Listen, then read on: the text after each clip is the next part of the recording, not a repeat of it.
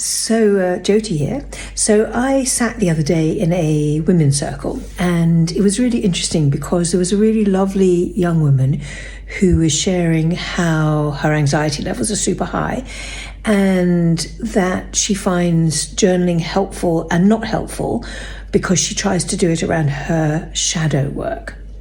And the whole energy as she kind of was expressing it and she got into the whole shadow bit was really interesting because the word shadow is darkness, and we can see that part of ourselves that is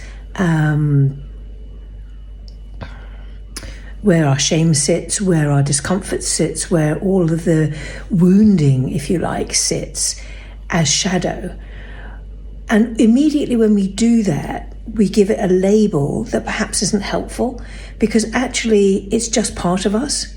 And it's hard to understand that we need to meet our shadows with love, because shadows just generally mean darkness, and it's hard to meet darkness with love. And of course, love is light, and we have to shine light into our shadow work. We have to shine light into those places.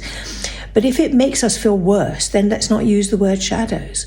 Let's just say that it's part of our beautiful inner child, part of the wounded place in us that's not bad. It just is what it is, and everybody's walking around with wounds. I mean, there's no one on this planet that's not walking around with some level of wounding. And, when we can open the pathway to love, it changes it. It changes its frame, it changes its energy. And I don't like looking at myself with a shadow. I prefer looking at myself as, a complete human being that's just filled with lots of bits. And the bits include wounding. The bits include, the child in me, the adult me, the teenager in me, all the different parts of me. And they just make up me. But there's no darkness or light. They're just there. And if we can meet all the places where we feel uncomfortable within us, with love, with care, with just loving attention, so we can sort of kind of love ourselves back to life effectively, then we reframe that whole shadow, light, dark, light place where we feel bad about having a shadow. Well, everybody's got a shadow, if you want to call it that. Everybody's got a wound, if we want to call it that. And let's just come to it and watch your language. Notice how language might upset you. For some people, shadow work might feel fine. For others, it doesn't. And for this beautiful woman the other day, it clearly didn't. And it was just interesting to observe that. So it's always worth watching how you use language and what the energy of those words resonate for you, because that matters. And that's going to reframe and change your relational field to it.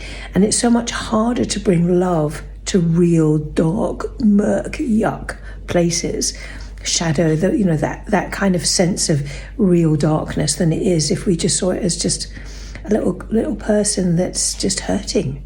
Because then you're going to love it more. If you saw a child on the street today who was hurting, how would it make you feel? Oh, you want to go and love it. So it's the same thing about ourselves, isn't it? We've all got that in us. So just how do you, what do you need to do to perhaps reframe your way of language and thinking about it? Because it's just a little person inside going, oh, please come and meet me. Please make my needs met. Please hold me. Please love me. Please notice me. Whatever it may be for you. So, and I wouldn't necessarily call that my shadow. So, yeah, and we know that within the shadow there is shame. There is, lots of really, difficult emotions to sit with. But it still doesn't have to be called a shadow if that's not good language for you. So, let me know how you use your language. Does shadow work for you?